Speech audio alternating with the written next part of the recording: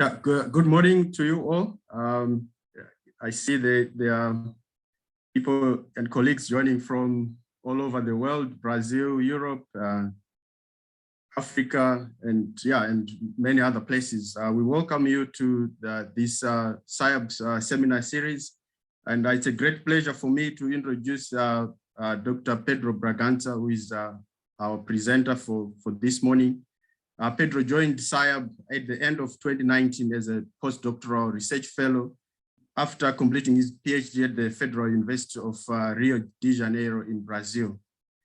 Pedro's research interests are mainly in taxonomy and systematics of African and neotropical freshwater fishes. And he uses a combination of genetics, morphology, and osteology to try and answer the many questions relating to these animals. Outside outside science rather, Pedro is also a musician. He is a very good bass guitarist.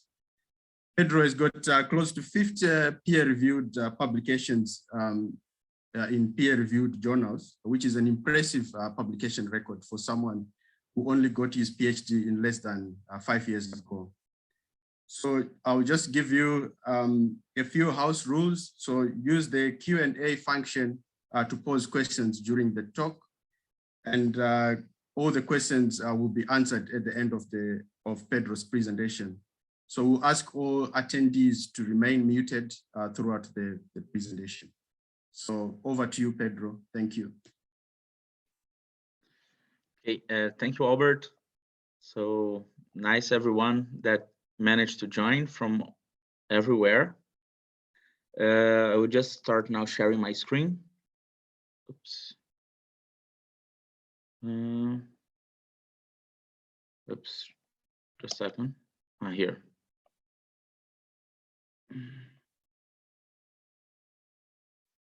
Okay, everybody seeing my screen? Albert? Yes, yeah, we can see it, Pedro. Okay, perfect. Hey, good morning. My name is Pedro Bragança. I'm a postdoc researcher here at SAIAB in South Africa. And I will talk a little bit about the African lampeyes, African lampeye fishes. And I need to start talking a little bit about the beginning of my academic career as a bachelor student, then master's and PhD. It's a really weird thing to have a Brazilian, someone that have the entire biodiversity in the Amazon and the Neotropical region to work with. And then I'm here now working with African fishes, with the African lampeyes mainly, but now after almost 3 years here, it's really good that I managed to expand also my research to other groups. But today the subject is the African lampeyes. And why I ended here after the PhD, I ended here in South Africa and working mainly the African lampeyes. I started in 2007, my bachelor at the Federal University of Rio de Janeiro, where also I did my master and my PhD in a small but highly productive lab. The head of the lab is Wilson Costa, and is one of the world specialists in the orders Cyprionodontiformes. It was a really good time. I made many friends and colleagues that I still keep publishing nowadays. And the environment was really good with many questions, discussions, sharing everything all the time. We did a lot of traveling, a lot of sampling. So it was a really good environment. And of course, I started working with the same order my former supervisor studied, the Cyprionodontiformes. That's a highly diverse order with about 1,400 species in 13 families, with a wide geographical distribution in the tropical and subtropical regions in the world. It is only absent in the Oceania, Oceania and Antarctica, and is a really interesting order because have several model organisms that are really, really interesting and being really well studied now in science. Among them, I can mention the genus Cryptolabius, that's in the Americas, occurring in the Americas, brackish water, and is the only auto-cloning vertebrate. The other one is the guppy, the Pecilia reticulata. That's a world invasive species, but is one of the main organisms to study speciation and evolution, sexual selection. So that's a really interesting field too. And here in Africa, we have the seasonal African fishes in the Notobranchidae, in the genus Notobranchus, that include the fast-growing vertebrates in the world. So a lot of aging studies focus on this group to start to understand how vertebrates become old. So they have the diverse natural history and adaptations. So I started studying with this order, and more specifically, the family Pecilidae, that at that time included the live-bearing pecilids in the American continent, and also the oviparous killifishes in Africa and Madagascar, and one genus in the Amazon. So I start working with this group. This one in the picture is a fish from the subgenus Micropecilia. That's really interesting. Just mention two of the interesting traits that I'm also doing research now is the females of this group. They have a placenta-like structure. So the female nourish the embryos during the development. And also they have the capacity of being superfetaceous. So the female can carry different broods in different development times, even up to 8 development, different stage embryos you can find in the pregnant female. So I start working with this group, but even in the bachelor, I had the opportunity to come to Africa to help in a field trip where the main target was the genus Notobranchus, but I managed to have my first contact with the African lampeyes. That is this little one here, the less colorful one. So this was my first time I contacted the African lampeyes, but I didn't know that I was going to study them in the future. I was still really young in the university. And then, so just to finalize this introduction about the Pecilidae at that time, it used to include the subfamily Aplocalyctinae, with only one brackish water fish in Africa, the Pecilinae, occurring in the entire American continent, and then the Procatopodidae with one genus in the Amazon, and its great diversity in the African continent, in another tribe. And in my master, I started studying the Fluviphylix that was considered to be the sister group to the African lampeyes. And at that time, I started to have an idea to, during the PhD, after 2 years, after the master, to start to look for the African lampeyes. So here are a picture of the Fluviphylix that really looks like an African lampeye. And that's the reason they were considered to be related and even to belong in the same subfamily. During that time, I managed to go several times to the Amazon and sample in these really amazing and pristine environments. Here in the lower picture, we can see a school of the Fluviphylix that they are miniature. I forgot to say that. So the adults reach a maximum of 2 centimeters, and they have these bright eyes. So have like a reflex. When you look them, they are always in the top of the water. So yeah, it's fascinating. And when you see like really, really big schools with the dark water, the Coca-Cola, the tea color water, looks like you're looking like to a sky with a lot of stars. So I studied this group, but focusing in the PhD that I was going to look finally to the African lampeyes and understand how it's possible to have all that diversity in Africa and one genus that is related to it in South America, in the Amazon.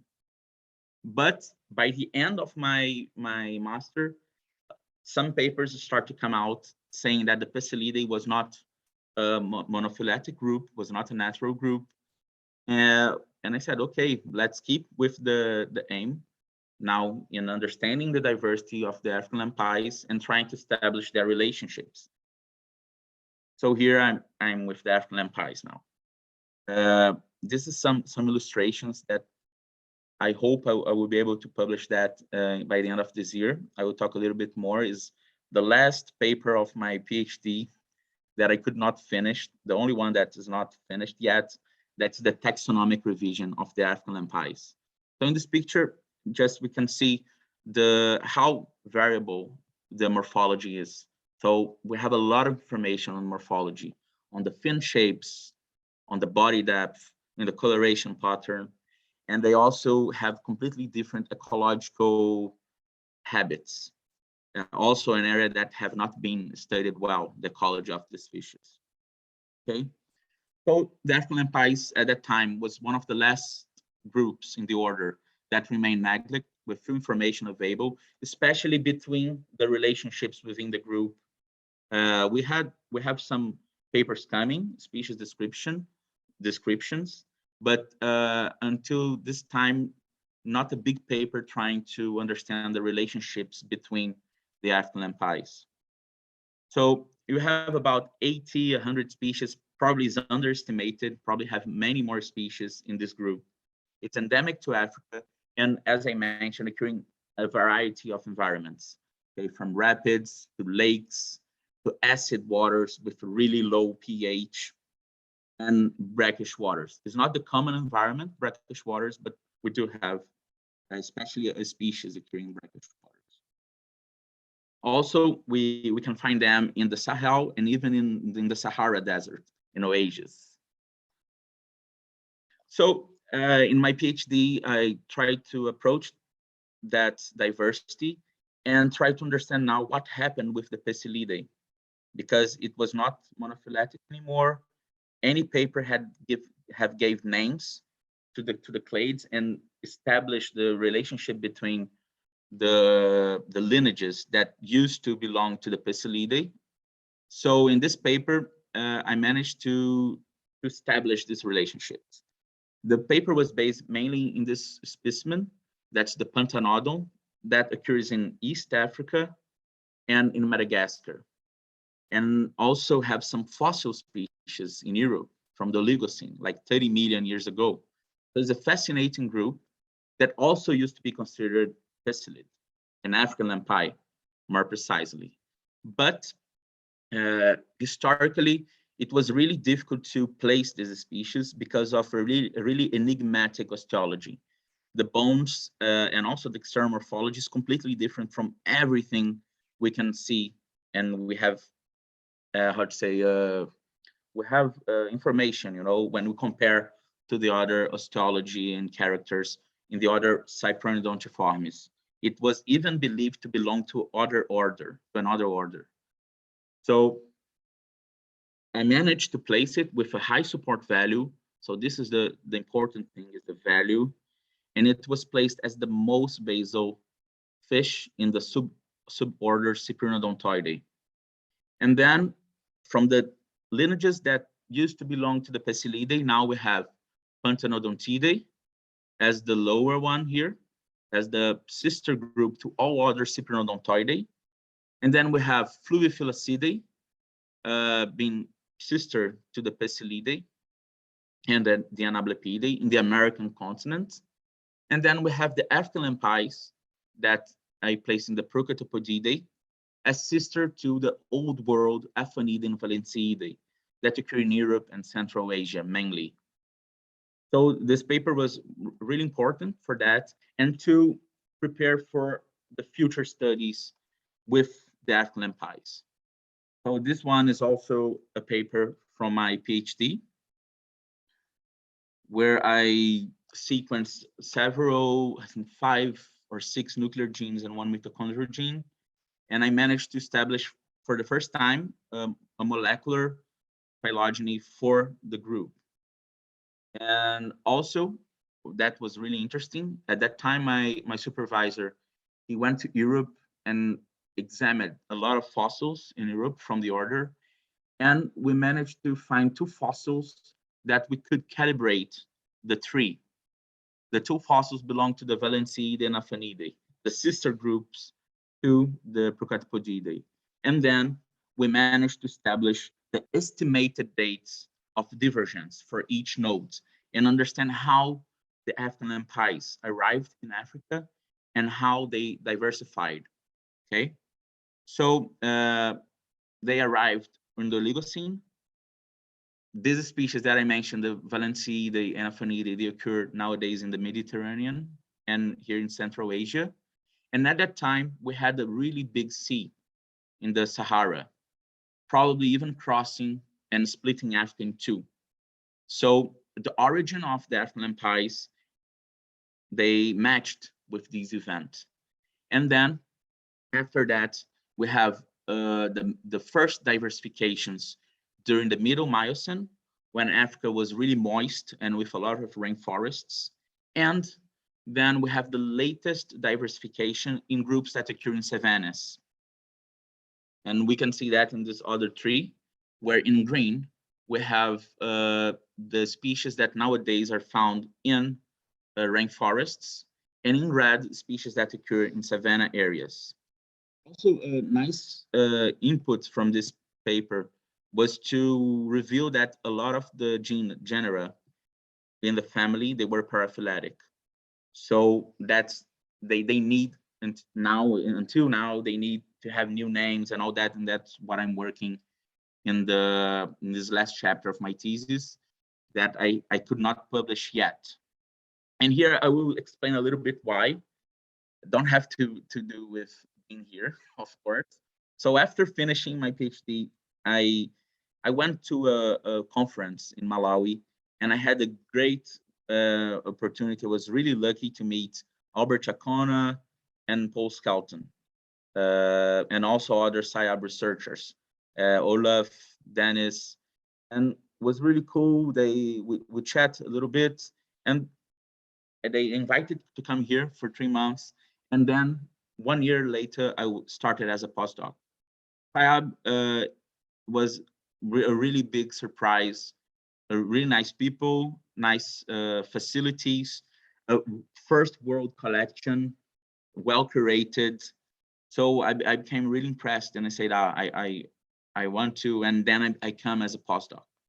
And why this have to do with this paper being delayed, the taxonomy one? The problem is the high diversity I found here in Southern Africa. Okay, so now I'll talk a little bit more about what is going on, the future work, or maybe works that I have finished, but they are not complete. I still have always have another thing and more things to do. So the first is the taxonomic revision that I already mentioned, that it changed, of course, from the end of my PhD to now. I managed to do a total evidence analysis, so including both morphology and molecular data. And doing that, I managed to include all species belonging to all lineages of the Procatopodidae, even the ones that I didn't have, that I don't have until now, the genes, okay? So only based on morphology and the osteology, I managed to find 131 characters. And this 131 characters, it was possible to find out where these species are placed. So I'm really working to have this submitted by this year. And the only thing I can talk, because it's a taxonomy paper, so I can't talk about the names and all that, is that new genera will come, 2 new genera for the Southern Africa Lacustricula that I'm working actively here. Then 1 genus for Micropunchex cameroonensis, another genus for the Ipsopunchex from the zebra group, that also we include the Catenatus group, the Catenatus species, Ipsopunchex catenatus, and the Poropunchex normani. Also, it's not related to the other Poropunchex. So this is the only thing I can tell. And then now is the reason, the Southern Africa Lacustricula.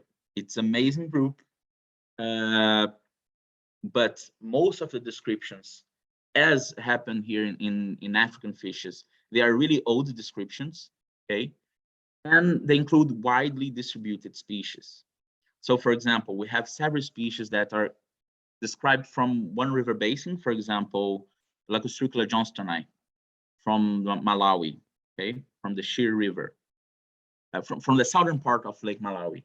And it, people believe it occurred in this region, going south to South Africa and going north to Congo.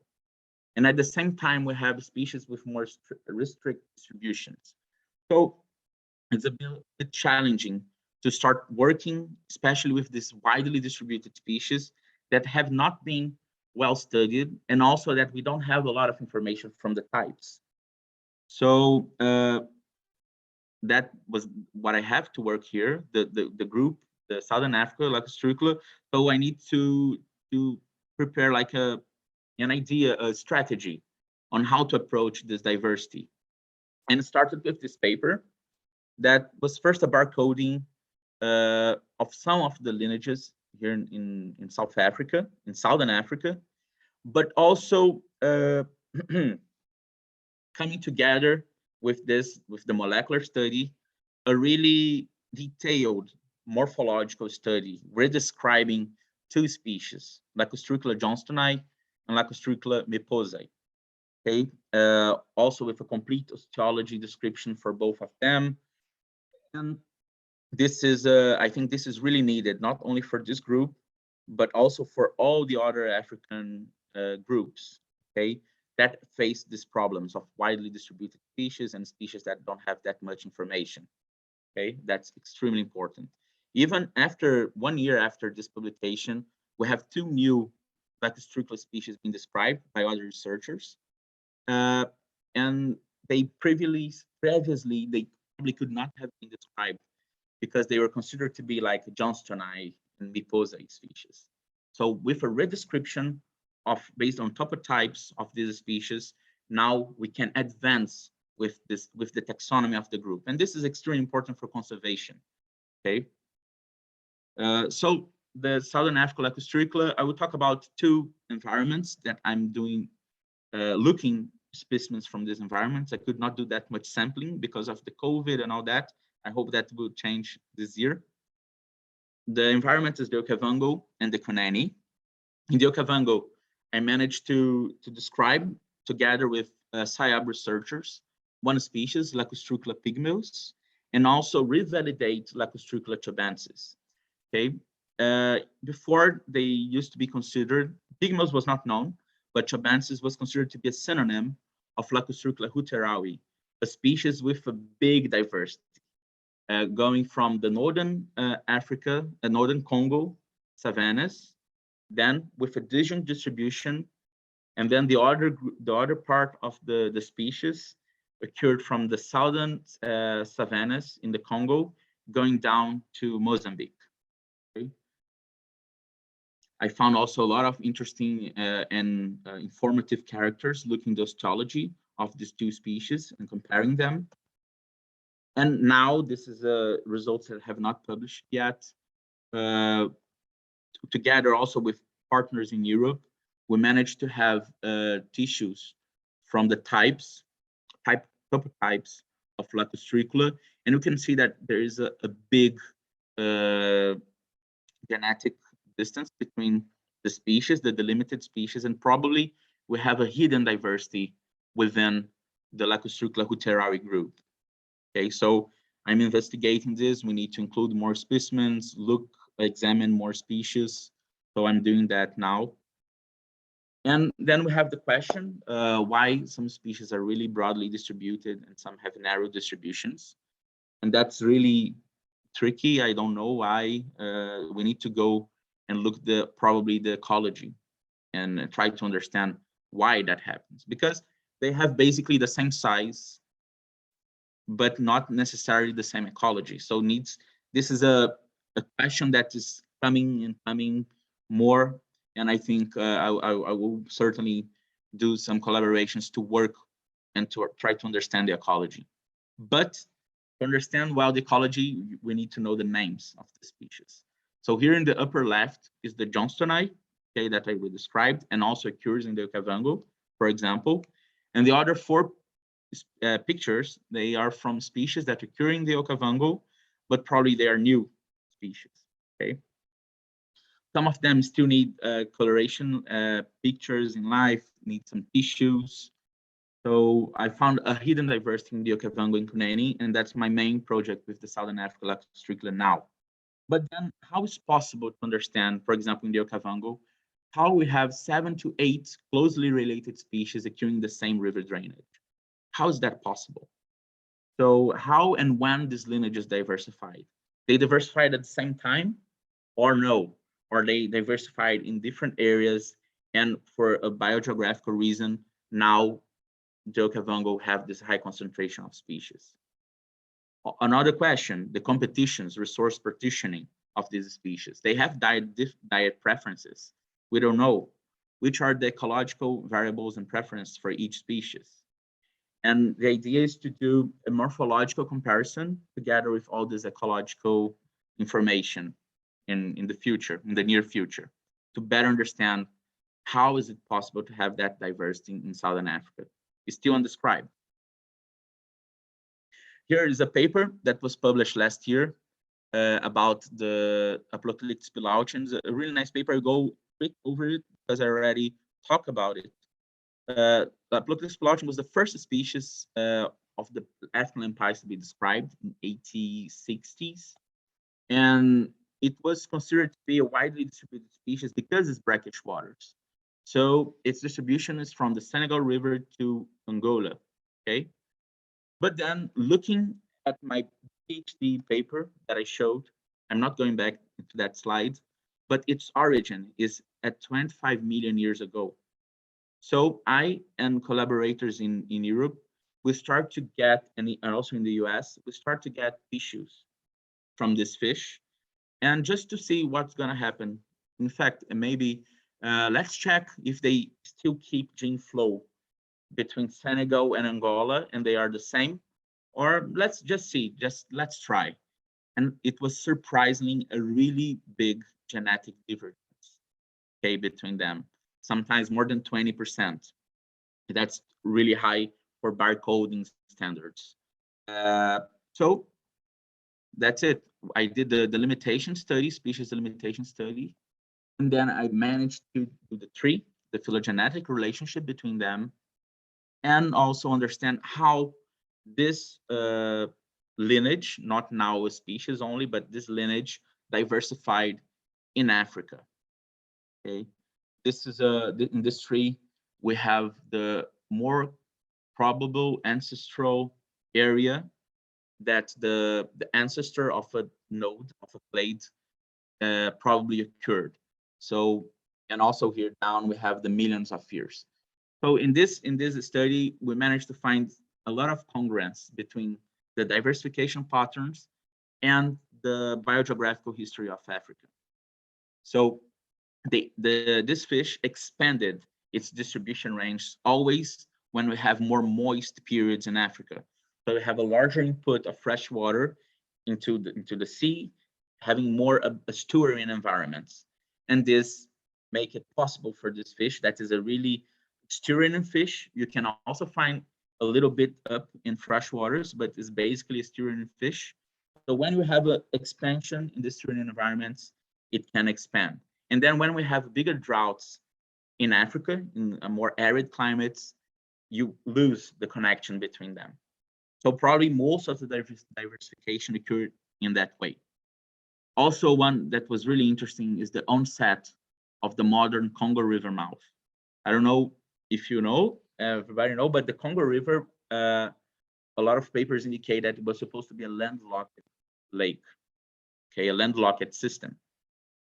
And only around 5 million years ago, it was captured by a coastal stream. Imagine the input of this landlocked lake, the input of fresh water in the sea. Only when that happened, that Aplocalyptus pelagicos managed to go to Angola. So it's a really interesting paper. I like it. And this is what is going on now. I'm also working with researchers from Belgium to understand the diversification in the Great Lakes, of micropunchex in the Great Lakes. If you see here in blue, we have an estimated age of 0.8 for 1 million years for the diversification between Vitchumbaensis and Cassangiensis species. One occurs in Lake Albert and other in the Lake Edward, okay? But the point is that in Lake Edward, we also have a species that was not sampled for more than 50 years, more than 70 years, since the 50s. It's called Siries Pelagicos. And no one have ever seen it alive. It was really rare in collections. And it was a mystery, okay, because it's a really pelagic species. It don't look like the usual African lampeye body morphology, okay? And here in this picture, I'm just showing that the Albert and the Edward Lake, they used to be part of the Paleo-Oberuka Lake, okay? But with the rise of the big mountains in this region, with the Afghan Rift, around 1 million years ago, we have the split of these the split of the Paleo-Oberuka Lake and the end of its connection to the Congo. Okay, so this was the idea. But the researchers from Belgium, when they were now in Uganda sampling, they managed to find this species. Okay? That's this one, really beautiful and completely different from everything. And in a recent paper, they found that it have the same gene, CO1 gene, the barcoding gene that in general people use to differentiate species, is the same between Siries Pelagicos and Micropunchex vichumbaensis that lives in the shores of the lake. So how is that possible? So we are investigating that. We are sequencing more genes, and we are finding that they are the same, at least these genes that we choose, these nuclear genes that we're sequencing. So this is a really exciting research. I'm waiting for the results, for the end results. We are working hard on that. And then my interest, probably you guys already noted that I really like biogeography. And I was really lucky to study these African lampeyes because I think they're a really interesting group, and we have the fossils, so we can manage to have good date estimates for the divergence in the group. Okay, and one of my curiosity, my aims is to understand how the Congo River and the East African River drainages were connected, because during this time that the Congo was like landlocked, also we have some papers and also a lot of biological a lot of groups which distribution supports that the Congo also used to go to the Indian Ocean, so go eastwards. Okay, and we can see that in this group here in blue. That includes also, that's another interesting topic, one of the smallest lampeyes, that the Congo punchex, with less than 1.8 centimeters, and the biggest one, Lamprix tanganicus, that's the lake species too, with more than 10 centimeters. They are closely related. And also, I found that same thing on looking their morphology. Okay. So here the distributions, the Congo, here the lakes region, here the Tanganyika. And so I'm interested in this clade. Okay. And within this, the Congo punchex that have one of the smallest species in Africa, that's a paper that I will be talking about it in less than a month time in a conference here in South Africa. And in this paper, with collaborators also from Europe and US, we are redescribing the species, describing its morphology really carefully, that its osteology that have never been published before. And also, like many other African lampeyes, have been moved from genus to genus, different genus. So it's a quite confused taxonomic history. So we're going to discuss that and redescribe the two species that are valid, Mearcy and Richardi. Okay, they are occurring in the Congo, exclusive in the Congo.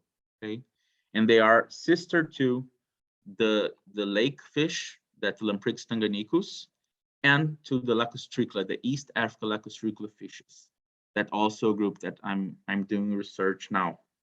So for this Congo punchex, what is really interesting is that its origin is also really late if we compare to the origin of the other lineages within the African lampeyes. Its origin goes to 16 million years ago, exactly when we have this big rainforest and a lot of rain and humidity in Africa.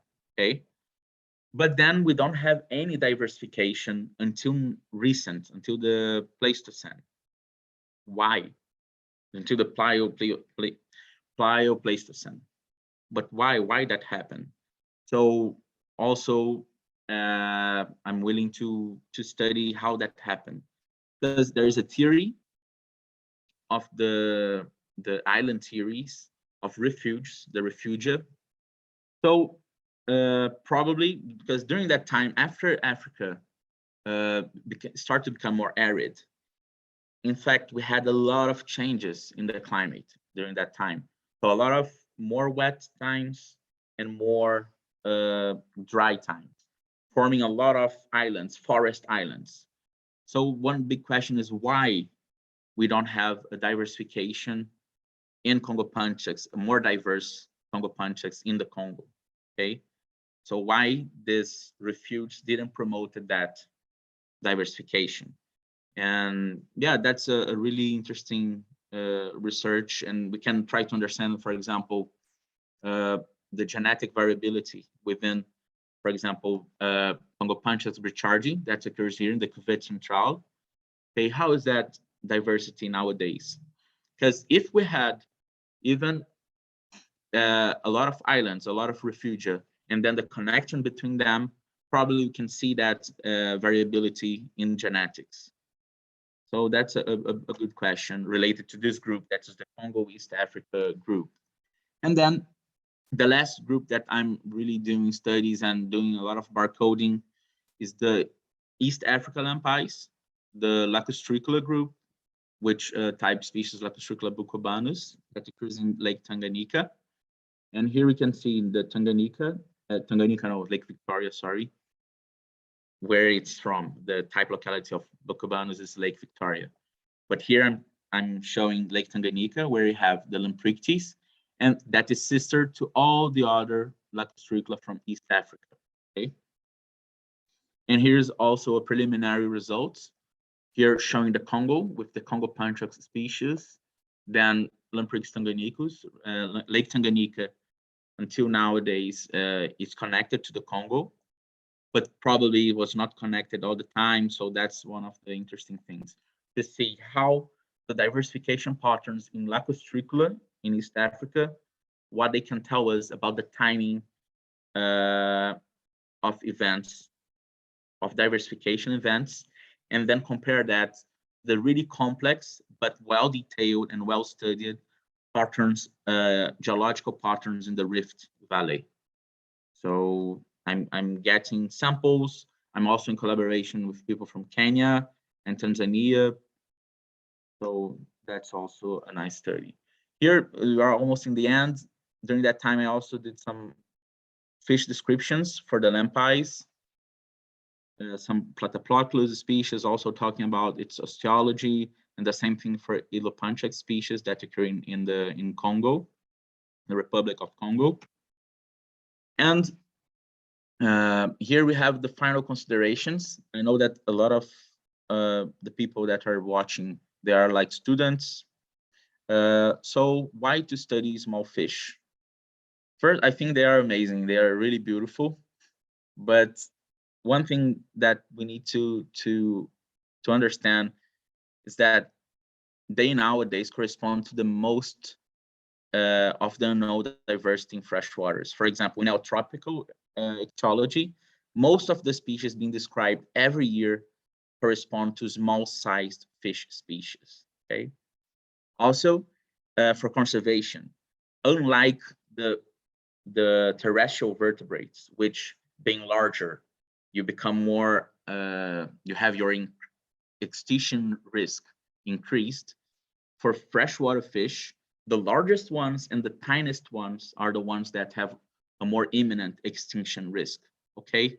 And then why they are important, why this, I think, because we don't have that much studies, but we have some studies that indicates that they are really critical for the ecosystemic services.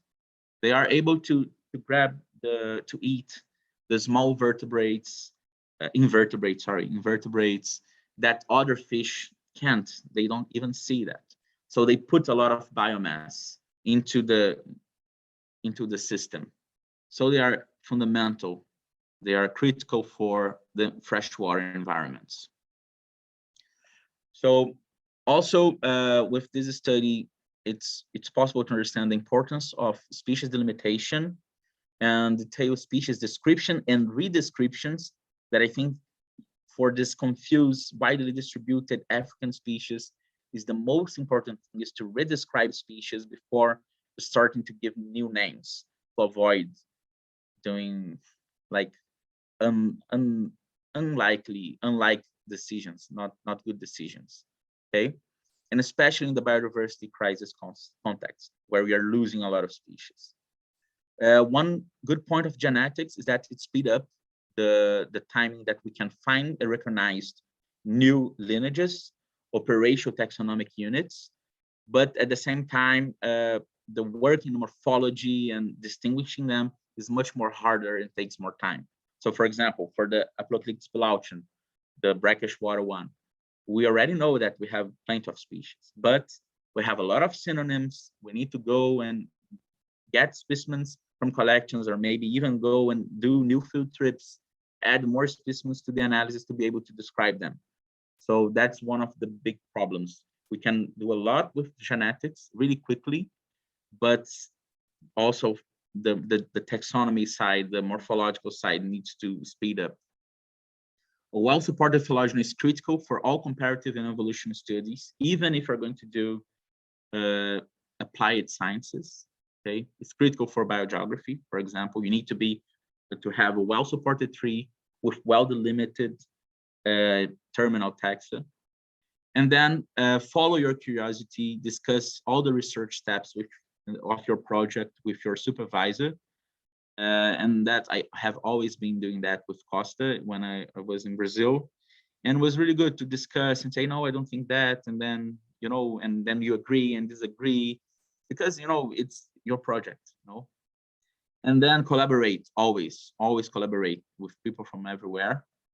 And one thing that I try to show through this presentation is that everything is linked in science, and especially in the researcher's career. So if I didn't get in that lab, probably I would never see the Cyprinodontiformes fishes, and I would never be here now working with African lampeyes. So yeah, things just start to happen. That's the beautiful side of things.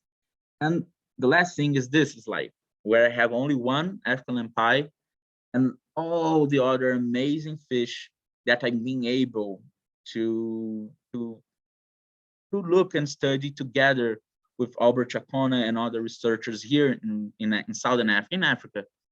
So that's really exciting. So not only the African lampeyes are exciting, and I'm really not only willing, but I'm working hard with these other groups too, together with SAIAB researchers and other collaborators. That's it. Obrigado. Thank you a lot.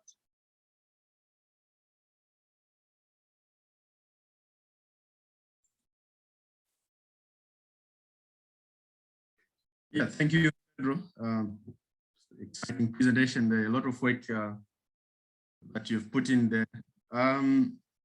We have a few questions. So the first one comes from Ben de la Fontaine. I hope I'm pronouncing your name correctly. So they are asking, what is species delimitation, and where is the Okavango? Okay. Oops. Just a second. I make a confuse here. Okay, I'm here. Okay. So the Okavango is mainly, it's part in Botswana, but its source is in Angola, okay, in Southern Africa. And species delimitation is part of a field called integrative taxonomy, okay? That's a really exciting field where the taxonomists before, the old times, more than 100 years ago, some even fewer, like 50 years ago, used to decide on the validity of a species based only on its morphology and its characterization, external characterization. That's really easy when we have completely different species, okay? if I find a rhino with 5 horns, it's completely different from the other rhino. So I don't have any problem describing it.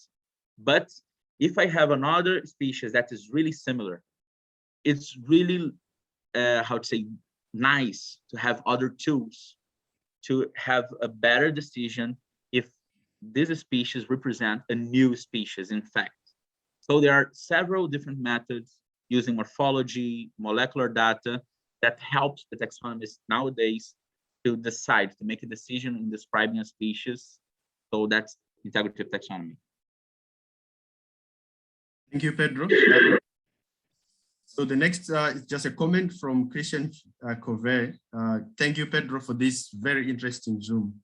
And then Martin Jordan says, thanks very much, Pedro, for touching on the challenges of conserving small freshwater fish. It really is a challenge compared to the big and fairies and the large charismatic terrestrial fauna. Thanks, Martin. Good to see you here. And then Paul Skelton. Hi, Pedro. Very, very interesting. My question, so why is the Kunene top minnow so challenging to you now? So the Kunene are challenging, is challenging because it's a river system that until now, we don't know really well its biogeographical connections and how we have its diversity on this river system nowadays. So we have some influence from the Okavango and Zambesian fauna, but also maybe a Kwanzaa connection. So we really don't know. And it's arid. All this area is extremely arid. So, and I managed to find a specimen sample by Paul Skelton, 2 new species. Some of them we still need pictures in life and tissues to be able to analyze and describe these species. But why the Kunene? Yeah, I'm really curious too. I think that's the reason. It's complex. Its history is really complex, and we are far away from understanding it. Thanks, Pedro. Paul has got a so he's saying, is the eye iridescence in Fluviophylax and the African species linked to convergence? Yes, it's linked to convergence. Yeah, that's really cool. Also, some of the aplocheloids that include the Phyosemion, that's another group. They also some of them, also the hivelids in Neotropics, they also have some iridescence, but always in a species that occurs close to the top of the water. So the reason why they have that, have a lot of discussion, but no one managed to do experiments to test that. Okay, why they have this reflection is to disturb the predators, birds, and also under the water. I managed to do some videos in the Amazon, and the eyes also reflect. So it is a little bit confused to know where's the fish. So I don't know, maybe something related to that. I don't know. Thank you, Pedro. Chris says Trudo Bem. I think a little Portuguese there. Tarin Mare says, great talk, Pedro. So interesting, and you've changed my opinion of small fishes. Antonella says, great presentation, Pedro. It is amazing how many species are still out there to be discovered. Dennis Tweddle, a great talk, Pedro. Thanks for this. Andre, if the small species are that important, is there a breeding or maintaining program? That's a question, Pedro. So yeah, so we don't have that, and that we need to think really careful about that, because that's it. We still don't know the species limits. A lot of species are new, and we don't know their distribution ranges. Okay, so that's a bit problematic to do like ex situ, keeping with the idea of maybe repopulate and all that, but to keep, I think it's yeah, a lot of people do that. They keep this fish, and a lot of the information it's available because of a lot of people are really passionate in this group. They keep the fishes in aquarium, especially in Europe and US. But in these places, there's no chance of the species to being like an invasive species because the water is too cold. So we need to always think smart about that thing of keeping. for conservation. So first of all, we need to describe the species and delimit them. And then, of course, there are many programs that people keep them in aquarium to repopulate areas. That's fine, but needs to be done, of course, with people who know how to do that, how to keep them and reproduce them, and also science together to avoid problems of introducing species that are not desirable and all that. But it's a good question. Thanks, Pedro. John Stell says, thank you, Pedro. Never would have thought that Congo Panchax is so closely related to Lambrichthes. Nobuche, great talk, Pedro. You want to, there's a comment. Yeah, that's amazing. So that's the smallest fish within the African lampeyes, and the biggest ones, they are related. So when I started, because I think I forgot to mention, Isha, I forgot. Really important. I stayed 10 months in Belgium doing my PhD, looking all the specimens I want and having access to all of them and doing the clearance staining. That's the process to look the bones of them. And then I was looking the bones of Congo Panchax, the small one, and Lambrichthes. I started to see a lot of similarities. And I said, come on, that's impossible. They are completely different. But then when comes the genetics, it shows that they are closely related. So it was really interesting. I didn't believe the power of morphology in this case. And then with molecular saying the same, yeah, that's amazing. Thanks, Pedro. Nobuche says, great talk, very informative. And then Andre says, what could hobbyists do for science? Sorry, what? What could hobbyists do for science? Yeah, so that's the point I talk a little bit. I think it's a really important point. I think we have a lot of things to consider. And many of these organisms, because we have first of all, the countries where they belong. So we have now to do research in other countries. We have a lot to be compliant to a lot of rules, a lot of protocols as scientists. And I know that in aquarium shops, for example, we can find plenty of fish from different areas. And I think that's fine, is the hobby. But I just want to say that it's a really difficult thing to talk about relative to these rules and all the each country policies and all that. But from the hobbyists, it was really good because I managed to get most of my tissues from hobbyists. The fish that were in the hobby, I went to aquarium shops and I bought some fish to have the tissues. So that's one of the good things that you can do for science. And also, for example, you guys, it's amazing how you can find exactly the conditions to reproduce the fish. So another area I'm really interested, for example, with development, miniaturization. We only can study that during ontogenetic series. So you can help science in many ways. And I think in the way you guys are already doing, that is popularizing science. For example, science, the fish, and also some methods. For example, taking pictures of fish in life. This was never done before. And you guys, hobbyists, start to do that in the 80s. And then researchers started doing Costa used to do, but he was not the first. Other people start doing. So we have a lot of information. And now many ichthyology, academic ichthyologists are doing that. So I think something that is really related, but always we need to look carefully about the rules and all that. Thank you, Pedro. We are approaching 1 hour into the presentation. We're aiming to end at 11:30, but we still have a few more questions and comments. I'll just quickly go through some of them.